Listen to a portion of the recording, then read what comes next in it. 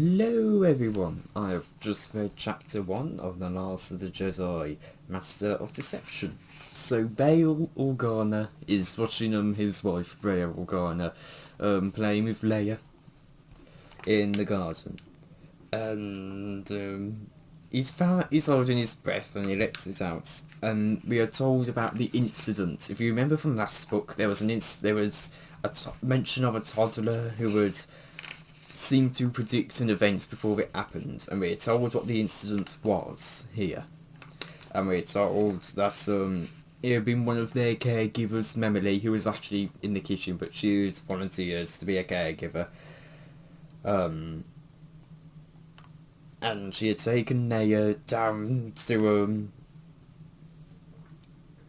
a park near the other end of the city of Aldera, and near and they went towards one of the high sandstone bluffs, and there were fences there, and one of them had been weakened. And just before Memily went to the room, rest down on it, Leia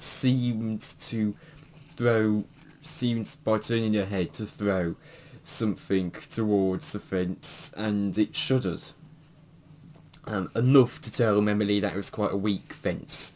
And Memily then ushered Leia out very quickly afterwards, but she had told Bail, and we're told she would have only ever told Bail Organa about this, and we're told that he trusted everyone in the palace. That everyone in the palace was trusted by Bail, because they were either family or trusted friends or trusted allies of friends. And she had sworn that Leia had known what was going to happen before it happened. And she says, "It was like she knew, sir. Like she saw something before it happened. I saw it in her eyes. She smiled at me and kept on playing."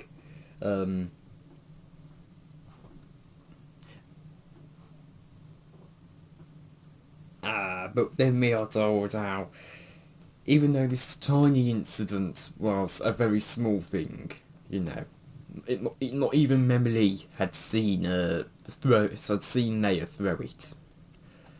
From what it seems like, someone had seen it, and they had reported it to the Empire.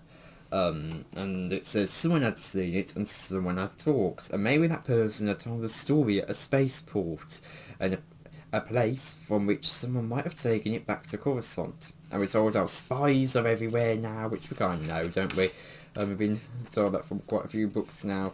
We were told there's spies everywhere, and the Empire pays handsomely for even just the smallest scraps of information, most useless scraps. And someone might have thought that the Empire might be interested in word of a child with amazing reflexes, and Bail thought, well, Imperium form is a part of life now in this galaxy, but he didn't believe there were any on Alderaan, and he thought the society was too close-knit on Alderaan, and everyone was just bitterly opposed to the Empire. And he thinks it's just bad luck that the news had gone so far, all the way to the Inquisitors. And he thinks bad luck, was it? And he thinks, no, a Jedi would say that the dark side of the Force is all around the galaxy now, and that it can tempt people or encourage others to exercise their worst impulses. And he thinks that at least the good news is that no one knows it's Leia. Yes, there was a report of a caregiver ushering away a toddler, but he couldn't really fault Memily for that. We also told that there's no report of what gender the toddler is.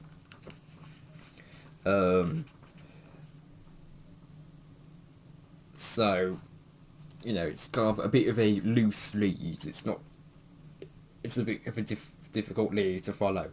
Bail looks at the doors. It says, Bail glanced around the room at the transparent steel doors that marched along one entire wall, so that the gardens would be seen in full display. Leia called this room the inside-outside room.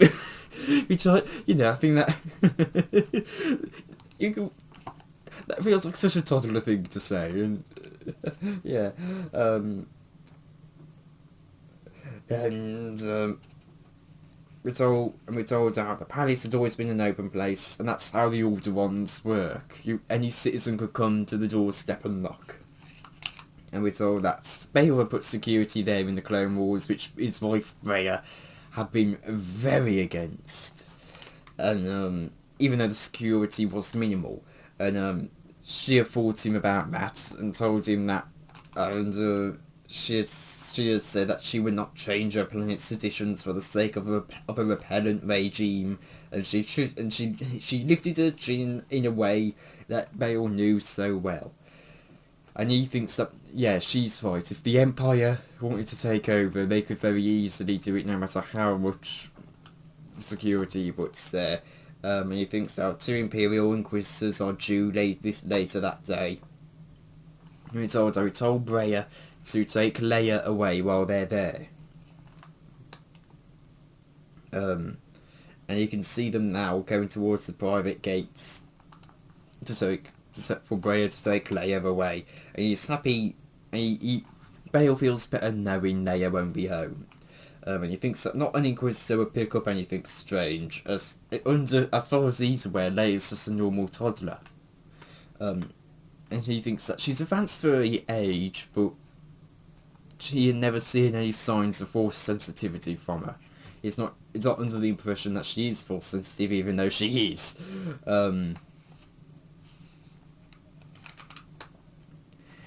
We're told that he had hoped instead that whatever she had inherited was from her true parents, was from Padme, had been all from Padme, from her to her intelligence, to her courage and her grace, and not just her brown eyes. And he thinks that yes, Anakin Skywalker's part of Anakin's in there as well, but Bail hopes it wouldn't have been, and he thinks in this galaxy the Force would just be a burden for Leia, not a gift. And he thinks that there's so much to hide. And he thinks that the Inquisitors wouldn't find anything, even though they'll do such thorough searches, they'll invade the privacy of the citizens, they'll comb through records, but he thinks if he has anything to say about it, they would find nothing and leave. And he thinks how this report of a toddler with an amazing pitching arm would just be lost among the other tips that the Empire receives, just to curry, that is really just sold to curry favour. And move up the system on Bail's side, and he thinks he'll have to cooperate, but he wasn't about to make it easy. And that's where he ends off the chapter. It's nice that we get to see what the incident was, because we were told in that book a little bit of what it was. We weren't really told in great detail what it was, but we were told a bit of what it was.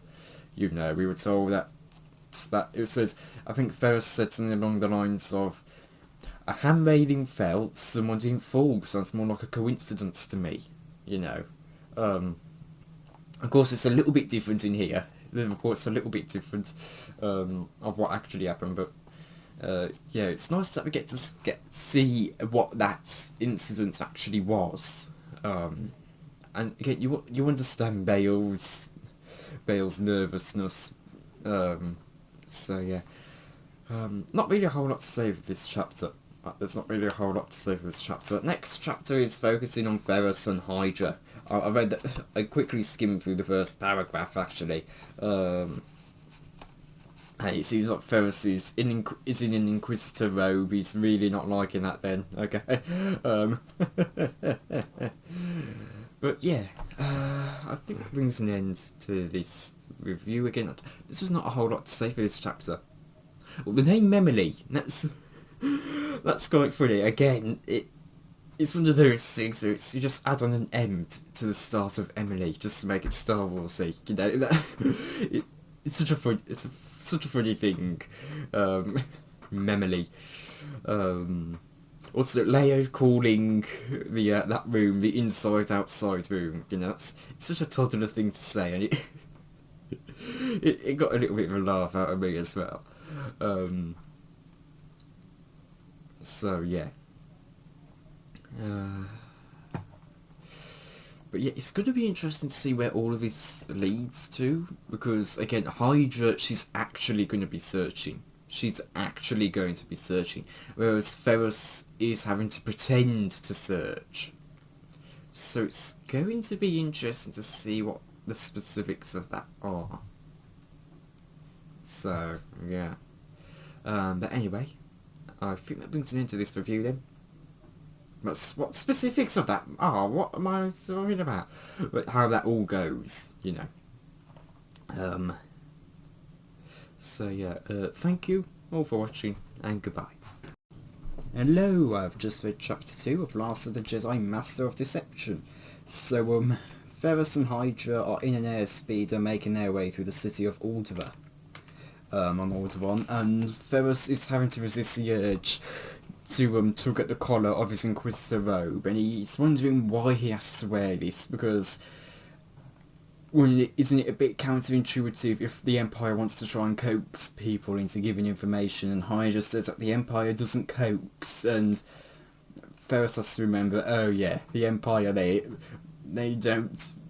It says, right, you should really pay attention to this new Imperial lingo. They didn't coax, they didn't ask, they didn't defer, they didn't take into account that anyone that they came in contact with was in fact a living, breathing creature.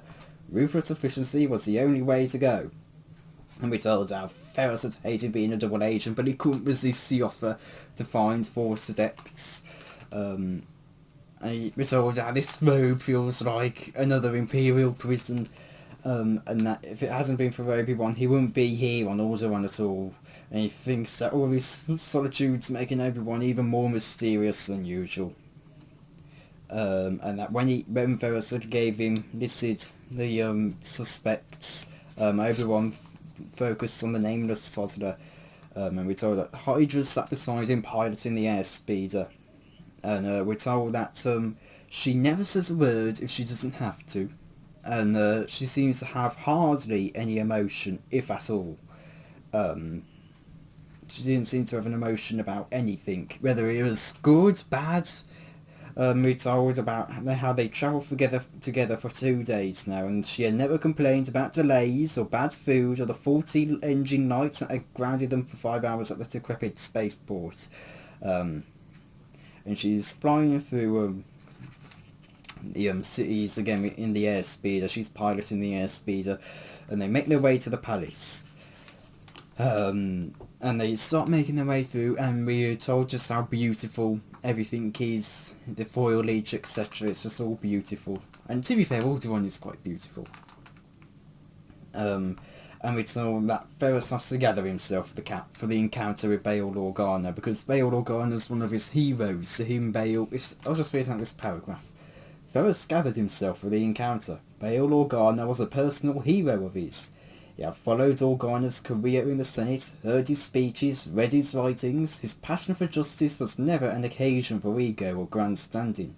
His quiet resolve was, for Ferrus, the essence of what a politician should be and rarely was. And he knows Bail's going to despise him because he's an inquisitor from the Empire investigating.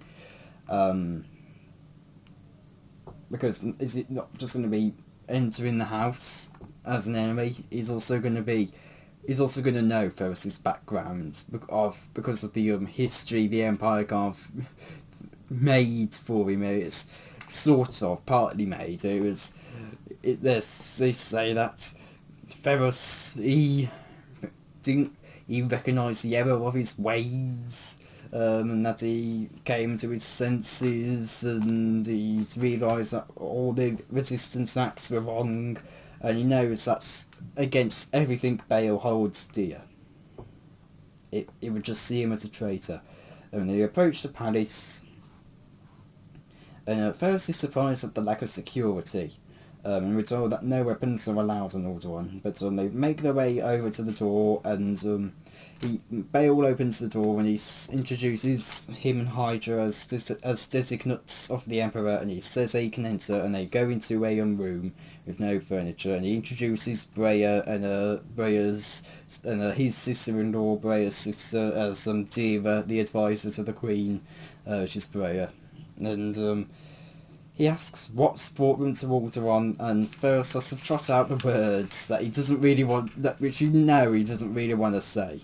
But he keeps everything polite. He keeps his words polite and respectful. And he says the words that he has to trot out before doing anything. And he says, "It is the charge of the Imperial Inquisitors to promote stability in the galaxy. In order to do this, the cooperation of senators and rulers is expected. A report has been filed by one of your citizens," and Breya interjects and says, "One of our citizens, Alderaanians, don't spy on each other," and Ferris knows that she's probably correct and he doesn't want to debate about it. But it infuriates Ferris because he doesn't have a high enough clearance to know who the spies are. Never mind, not even their code names. And he continues saying, "A report has been filed," not mentioning that's been done by their citizens this time. And he says, "That makes it necessary for us to pursue an investigation on site. We would like your permission to search the official records of Alderaan, including security ports, domestic surveillance." Bale interjects, saying that the Royal Palace does not spy on its citizens. And Dira says they leave that to them, and then Ferris continues saying, "And any and all recorded communications and citizen registries." And he finishes there. And again, he's trying to keep everything polite and respectful, but he knows Bale's still furious. And they all know the outcome, because this whole speech is just a symbolic gesture. Palpatine doesn't have to ask to search Imperial records, he just can. He has access to all of them.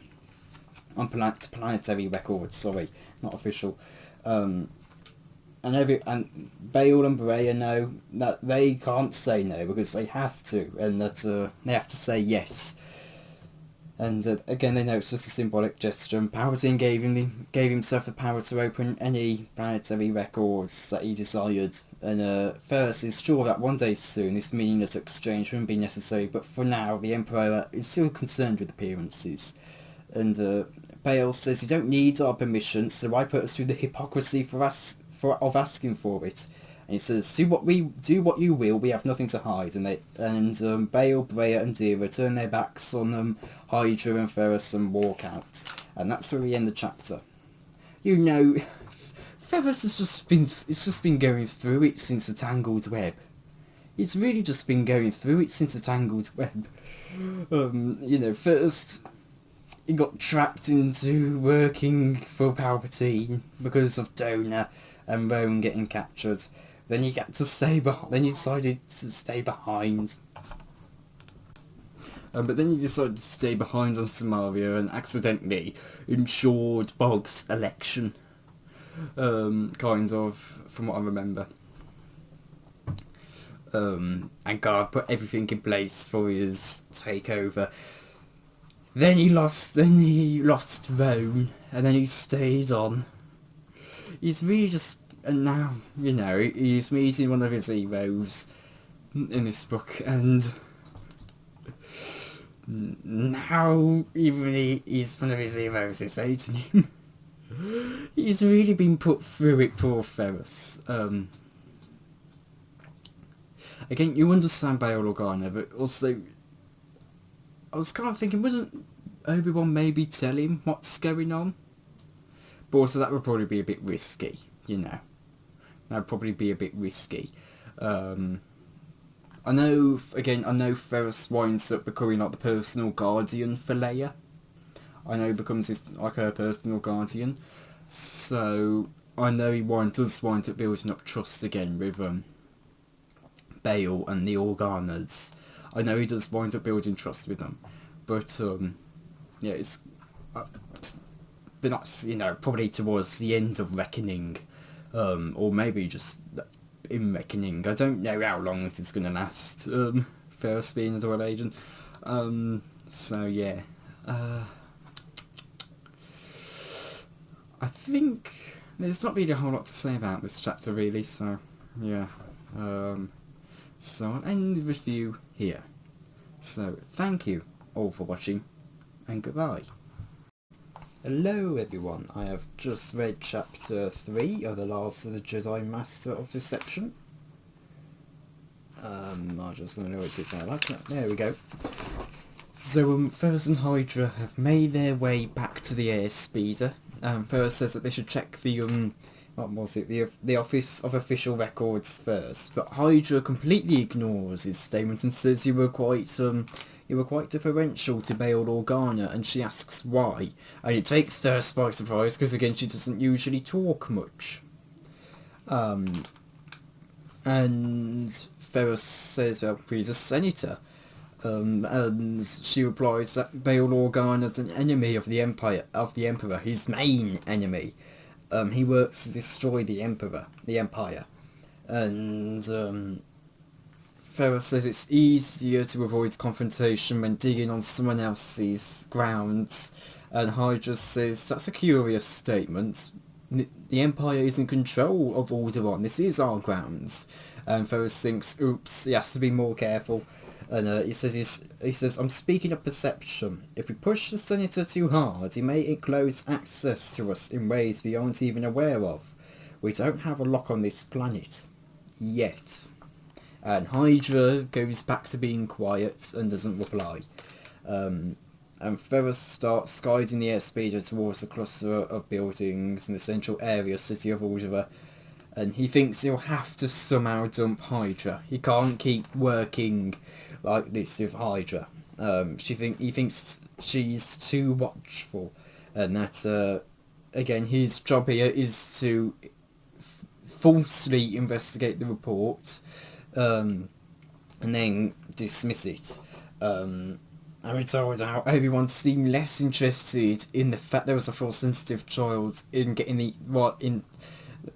than getting the Inquisitor's nose away from the scent. And we're told if Ferris found the child, he'd be honour bound to make sure he or she was protected. It could be tricky. And again we're told he's anxious to get rid of Hydra and contacts Amy Anson and tell her what he found in Empal Suicon in last book, and for her to tell him stuff that may just tell him where that might just give him a clue to Vader's identity. And he thinks if his suspicions are correct, Vader was a fallen Jedi, and Ferris has that nagging feeling that he's known Vader, and perhaps even known him well. And he thinks if he can discover the nature of Vader's injuries, he might discover who he's been, and then might discover who he really is, and he can use that against him because he knows they're heading for a fight. Because again, we're told how Vader killed Roan, and that has infuriated Ferris, and he thinks Vader has to pay. And we're told that by giving into his rage, he's jeopardising his rediscovered grasp on the Force. And again, we're told he's never become a Jedi officially. He left when he was apprentice, but he was told that avenging someone's death is not good.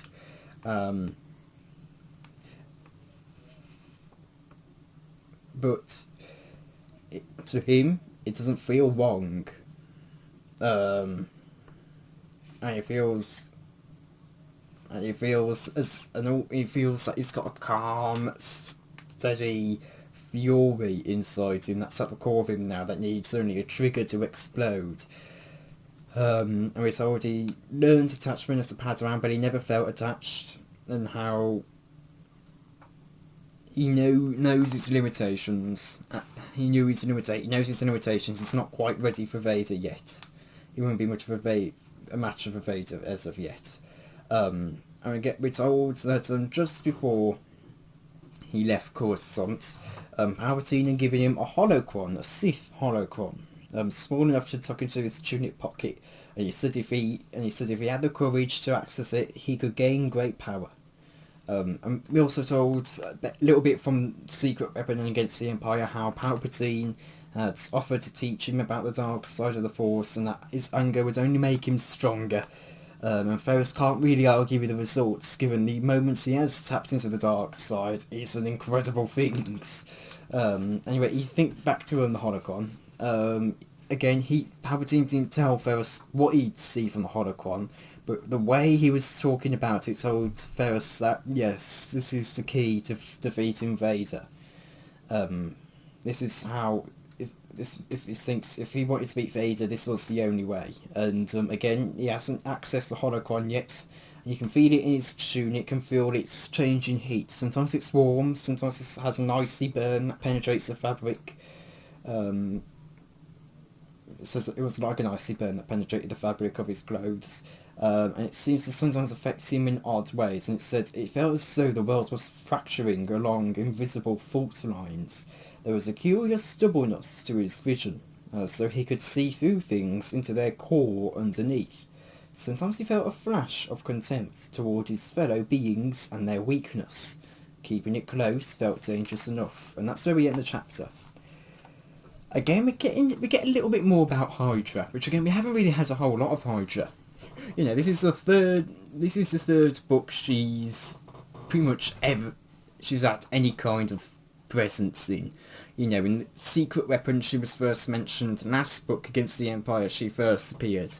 This is the most we've seen her in any kind of book so far. This is we're only 3 chapters in, and she's only appeared in 2 of them.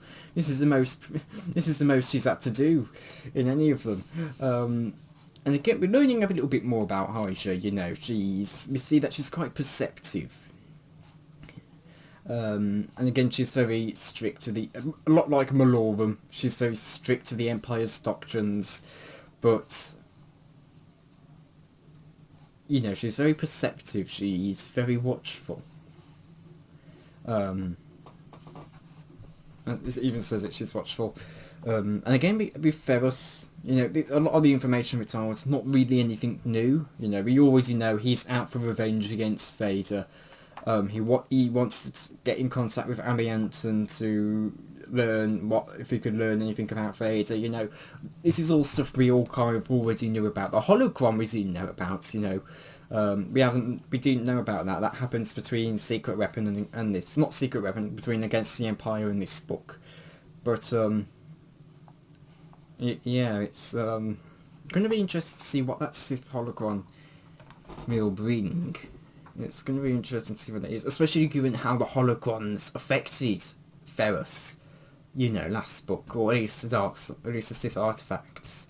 You know, he felt those voices going in his head, which is, I'm fairly sure that's quite a big thing when you go into the Sith holocrons. You know, I'm fairly sure they do quite yell out. So that is quite an interesting thing. So yeah. What else is there? No, not really a whole lot else to talk about. So yeah. Again, it's going to be, next chapter is focusing on Trevor. It looks like it says Trevor flew moved his hand over the sensor that turned the stairs into a ramp and slid down to the front door. Yeah, that's the first line of that chapter. But yeah, anyway, I think that just brings an end to this review. I'm not going to have anything else to talk about with this, as much as I want to try and extend it out. I don't have anything else to talk about. So, yeah. Oh, actually, while I do think about it, I forgot to mention it last chapter, but there's 154 pages.